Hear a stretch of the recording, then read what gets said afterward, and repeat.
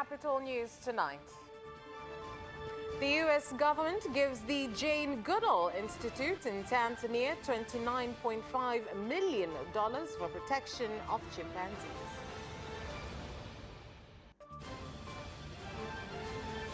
Interior designers see opportunities in the growing housing industry in Tanzania.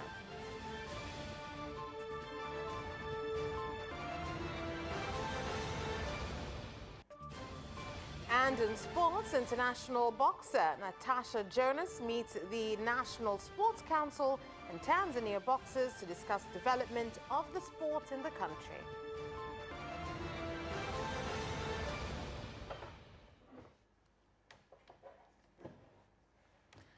Good evening. This is Capital News at 9:30. My name is Vanessa Victor. Let's start things off with the national news. The President of the United Republic of Tanzania, Dr. Samia Suluhu Hassan, has called on ambassadors to follow up on implementation of contracts and memorandums of understanding that result from trips by leaders within and outside the country. President Dr. Hassan made the call during the swearing-in ceremony of appointed ambassadors at State House in Chamwino, Dodoma. Unapokwenda popote ujue umeibeba Tanzania mgongoni kwako. Mambo yote ya Tanzania yanayotokea pale ni juu yako. Kwa hiyo nawaombeni sana muende mkiwa mnalifahamu hilo na mnalizingatia hilo. And the Jane Goodall Institute in Tanzania has received a $29.5 million grant from the U.S. government through the U.S. Agency for International Development, USAID, equivalent to 73.6 billion Tanzanian shillings for environmental conservation and protection of chimpanzees in western parts of Tanzania. Our reporter Masekepa Asangama has the report. Handover occasion held at the U.S. Embassy in Dar es Salaam, Dr. Jane Goodall, founder of Jane Goodall Institute, greeted the invited guests and journalists in the chimpanzees language.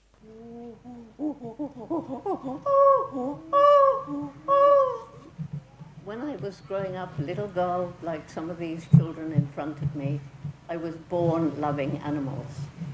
And I had a wonderful and supportive mother. I'm sure you all do too.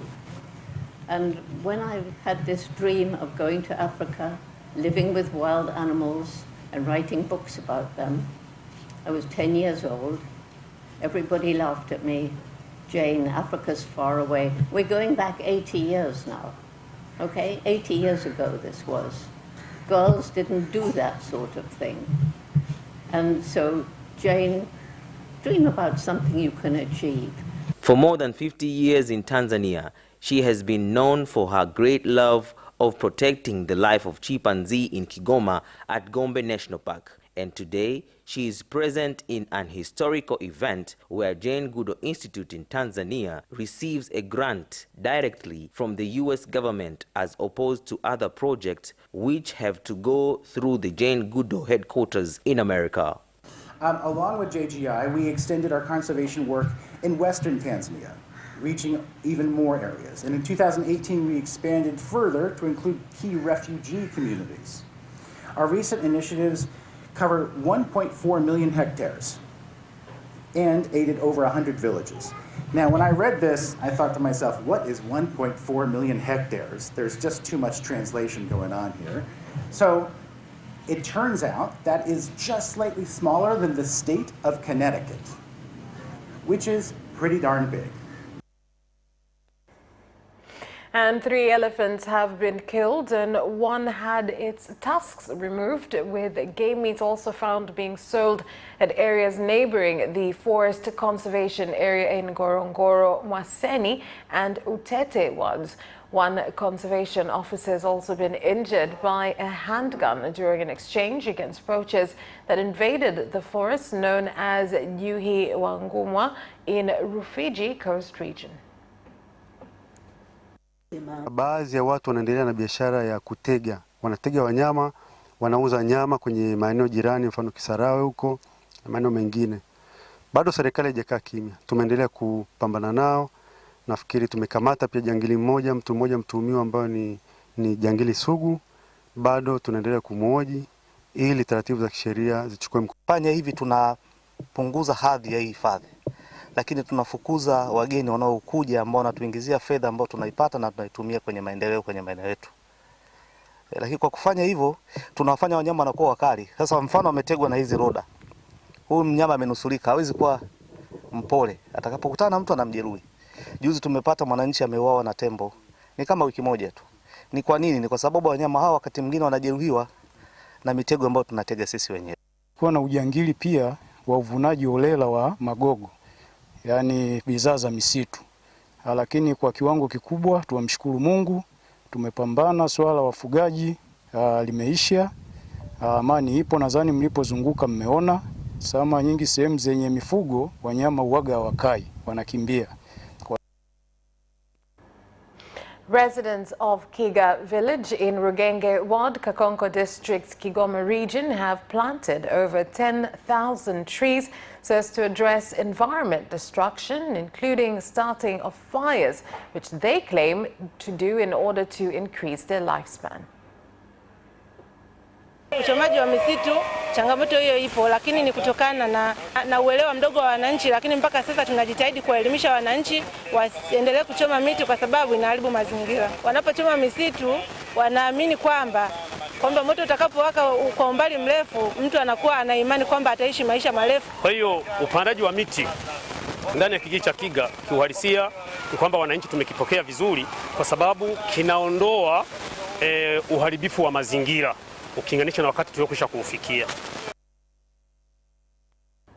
And the government in Arusha region has condemned journalists being attacked and severely injured by some youth from the livestock keeping community while they were doing their jobs in Enduleni village within Ngorongoro Conservation Area, while they were speaking to livestock keepers that have decided to voluntarily move and make way for the conservation area. Namna yoyote ile na maelekezo yangu kwa vyombo vyote vya ulinzi na usalama haswa polisi ni kuwapata watuhumiwa hawa na sheria ichukue mkondo wake. Tukio hili ni la kihalifu. Kama anayehusika ni mkuu wa mkoa, ni mbunge, ni diwani, ni mwenyekiti wa kijiji, aliondoi dhana ya uhalifu. Kama jeshi la polisi tukishirikiana na vyombo vingine vya ulinzi na usalama, mpaka sasa tunaendelea na ufuatiliaji wa tukio hilo na tutahakikisha kwamba wale wote waliohusika tunawatia mbaroni kwa kuwa ni kinyume kabisa cha taratibu, na tunaamini kwamba uhuru wa mtu yoyote akiwemo mwanahabari au mwananchi wa Tanzania. Likatokea kundi kubwa la vijana alivyosema mwenzangu akiwa na masime na mafimbo malungu, na mimi walipofika karibu ni wakaniamuru niondoke ile eneo, huko akaanza kutushambulia, kutupiga fimbo, na wakaona kwa sababu nilikuwa The Principal Judge of the High Court, Judge Mustafa Mohamed Siani, while welcoming a delegation from the court in Uganda, led by the Principal Judge of the country's High Court, has said that Tanzania will continue to cooperate with Uganda in various fields, including judicial ones at this point, when the court is making improvements in the electronic systems that will help complete cases brought to court quickly. Yapo mambo ambayo sisi tumekuwa tukiyatekeleza kwa takriban miaka 10 sasa hivi ndani ya mpango mkakati wa mahakama kwa lengo kubwa la kuhakikisha kwamba huduma ya haki sio tu kuwa inapatikana, lakini inapatikana kwa haraka, kwa maana ya kwamba mashauri yanayofunguliwa mahakamani yanasikilizwa kwa haraka na kuamuliwa kwa haraka ili wananchi ambao ndio wanufaika waweze kujua haki zao. Was one of the objectives why we came here. Of course, the other concept was why we came was to look at the digitization of the offices, and then the performance, how they are managing the performance, how they have managed to reduce backlog from where it was up today, and we have a big problem of case backlog in Uganda. So mainly those are the three objectives we came to look at, and from this presentation we have, I already see that we have achieved our objective. We are now going to look at the courts. We have learned one interesting court called the mobile court. Member countries of the East African Community, EAC, have been urged to focus their energy in implementing agreements that are reached so that citizens can use the available opportunities to escape poverty. They understand our agenda of moving towards barriers to trade, to facilitating trade, because that is what will drive this community. And the fact that now we have around 13 to 14 one-stop border posts in our partner states, that is another reason. Before we used to have 2 border points in each border, but now in one stop you are able now to clear goods, and that is also facilitated. But now we are also looking towards a borderless East Africa, because the global dynamics dictate that we cannot allow to have borders anymore. We need to remove these barriers. And this is already happening in other parts of the world. In Europe, when you move from one country to another, you don't even realize that you are crossing. It is possible also to do the same in East Africa. And therefore, we are working with partner states to ensure this happens. In our special report this week, German Development Minister Sven Schulze is discussing the situation in Africa's Sahel region during a 4-day trip, which includes stops in Mauritania and Nigeria. Last month, the minister took over the presidency of the Sahel Alliance, which coordinates international cooperation for the development of Mauritania, Mali, Burkina Faso, Niger, Chad, and Chad. Our Deutsche Welle correspondent Thomas Sparrow from Berlin has more on this. So, Thomas, what are the goals of her trip? Niger is clearly dominating the agenda of German Development Minister Schulze's trip to Mauritania and Nigeria. Schulze planned this trip to discuss how the conflict can end diplomatically and through civilian means, and that's actually why a key part of the trip is a meeting with representatives of ECOWAS in Nigeria. But the minister also wants to go beyond the immediate resolution and find ways of improving what she described as some of the root causes of the region's problems: prospects for young people, employment, security and poverty, among others. What can Germany contribute to these discussions? This is actually an important and an interesting question, because this trip comes after Germany took over the rotating presidency of the Sahel Alliance. The Sahel Alliance is described as the most important group of international backers of the region. And Germany was one of the founding members of this project in 2017 in order to support the countries in the Sahel which have very serious security challenges as well as political and economic problems. And Germany, by the way, is also one of the largest donors to the alliance, which has 18 members and has spent more than 28 billion euros in the region. But despite this cooperation, it's also important to stress that there has been criticism of Germany's policy in the region. Can you give us some more details about these criticisms? Indeed, Germany had hoped Niger would be an anchor of stability in the Sahel region.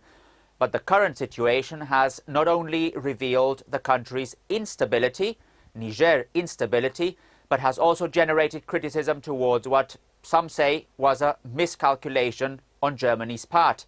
Some critics have even gone further, asking whether Germany's overall Sahel strategy, which was realigned not long ago, could have failed altogether. Authorities here still believe their presence is important in the Sahel region, not only for the development of the region, but also when you look at wider international challenges. After all, in the Sahel region, you have all sorts of problems and issues that are in ways interconnected. Migration routes, international security, poverty. And it's also a place where German leaders say Russian influence is growing. This all explains in part why Germany's foreign minister said, whether we like it or not, what happens in the Sahel concerns us. Thank you very much, Thomas, for that update. And that is the end of the national news. Business news follows after this short break.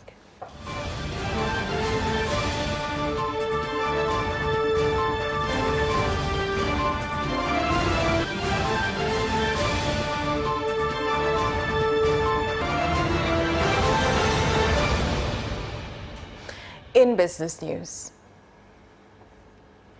Air Tanzania Company Limited has entered into an agreement with NMB Bank that will enable travelers to purchase their tickets from any NMB branch as well as via mobile banking services.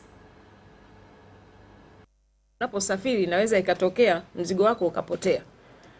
Basi kama mzigo wako utapotea, msafiri aliyelipia tiketi yake kupitia benki ya NMB naye ataweza kulipwa bima ya upotevu wa mzigo kiasi cha hadi shilingi 300,000. Lakini hii ni mizigo ambayo wanasema iko checked in. Yaani checked in baggage, mzigo ulio sio ule wa mkononi. Mzigo uliokuwa checked in. Kwa nini usafiri kwa hofu wakati kuna Air Tanzania na NMB? Kila kitu kimekuwa taken care. Na haya yaliyosemwa nafikiri we mean it. Sio porojo, we mean it. Mtendaji mkuu ametaja mpaka viwango kwamba ukifanya hivi unapata hili. Kwa hiyo kwa kweli tunataka wewe usafiri kwa kujiamini. And growth in the housing industry in Tanzania has opened up more opportunities to interior designers in the country, allowing transformation of house designs due to variety and availability of materials in the market. Our reporter Khadija Zimbwe has more. Mohammed Janawala is an interior designer who has seen opportunities in the business that have also been contributed by Tanzania's growing taste of good quality housing and finishing to match global market trends. Every interior designer has their own choices of designing. Some will have very contemporary designs, some will have a rustic finish, and old style. So depending on the choice of the client, we can do a similar sort of kitchen according to that design. Yeah. Technology has also simplified constructors' work in perfectioning their work. Vifaa ambavyo vinaenda na wakati kwa sasa hivi vinarahisisha kwa sababu vinakuwa ni vifaa ambavyo vimeshafanywa vimetengenezwa katika mfumo ambao unamrahisishia fundi katika kufanya kazi yake. Kwa mfano ukiangalia ujenzi kwa mfano wa makabati wa kipindi cha nyuma mko mnatumia mbao, kwa hiyo unatumia muda mrefu kuiprocess mbao mpaka ifanyaje mpaka uifike katika kiwango ambacho cha kwenda kwa mlaji, lakini kwa sasa hivi vinakuja vifaa ambavyo vina teknolojia hali ya juu. Gemstone dealers in a meeting with the Minister of Minerals, Dr. Doto Biteko in Dodoma, have called for review of duties imposed on gemstones, which they claim have been a hindrance to the trade. Lakini sisi tunapowapigia hesabu huku wachimbaji, hatuwapigii royalty ya kopa na silver, tunapiga hesabu ya dhahabu peke yake. Kwa unajikuta sometimes huko sawa, haudaiwi chochote, lakini ile kopa na silver inakuongezea unalipa. Imekuwa changamoto sana kununua na kuuza, na wachimbaji wadogo hawaelewi, gharama ziko pale pale. Alafu hii introduction ya asilimia ya wachimbaji imesababisha pia bei ziongezeke. Na mimi wanawaambia ukikwepa kodi utasumbuliwa na watoto wadogo sana, lakini umelipa kwa utaratibu, hamna mtu atakubabaisha, na usalama wako mmoja tu unaohitaji, wala uhitaji nguvu ya yoyote. Wewe lipa kodi yako vizuri, halafu uone kama kuna mtu atakusumbua. Kwa hiyo Edson, nakubaliana na wewe, tutaendelea kutoa elimu. La Tadeo juu ya airport na changamoto zake, na hili nalo nasema tu ni mtazamo wa mtu, kwa sababu ulichobeba ni dhahabu, si ndio? That's all for business news. Up next, sports.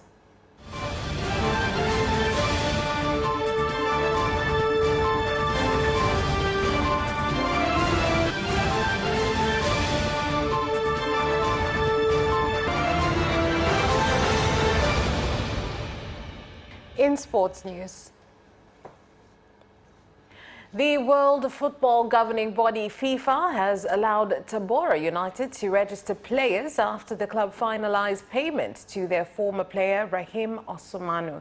The club, formerly known as Kitayoske, was banned from signing new players after Ghanaian Osumanu complained to FIFA of unfair stoppage of his contract by the club. National boxer Natasha Jonas has met the National Sports Council and Tanzanian boxers to discuss various issues concerning the development of the sport in the country. There's no different to the males. Everyone's got to work hard. Everyone's got to never give up. Everyone's got to stay motivated. Everyone's got to believe in themselves, even maybe when some people don't. Na sisi kama Baraza la Mchezo la Taifa tumepata experience ya namna gani tunaweza tukaendelea kushirikiana na kamishna ngumi za kulipa na shirikisho la ngumi za wazi kuweza kuhakikisha kwamba wanabondia wetu wanapata nafasi ya kufika katika level za kimataifa. 16 beach soccer clubs have received kits and equipment for the Beach Soccer League, which starts on August 19th at the Coco Beach in Dar es Salaam. Kwa sisi kwa sababu ni wadau wa michezo, tulijaribu kutembelea kwenye beach soccer, tukaona kuna namna pia tunaweza tukaingia kama wadau na tukasaidia kuweza kusogeza mbele ili gurudumu la michezo. Kwa hiyo tulivyoona tukaona kuna vitu fulani tunaweza tukavifanya ili kuzidi kunogesha hii michezo izidi kusonga mbele. Kwa hiyo tulivyokaa mezani na TFF tukawaomba kama sisi kama wazalendo tuingie kusaidia michezo, nao wakalipokea la kwetu, wakatupa vitu ambavyo vinakosekana au vinahitajika, ni mahitaji makubwa ya beach soccer, na sisi tukajaribu kuchukua baadhi ya hivyo vitu vyote, kwa sababu sisi kama wadau hatuwezi kuwa na nini kuchangia vitu vyote, lakini tunagusa pale ambapo tunahisi sehemu muhimu, lakini pia tukiweka mambo yanaweza yakaenda vizuri. Singida Fountain Gate Football Club management has said that they are after the Premier League champions title and not the top spots this season. And that sports item ends our news bulletin. On behalf of everyone who worked to bring you this bulletin, my name is Vanessa Victor. Thank you for watching. Have a good night.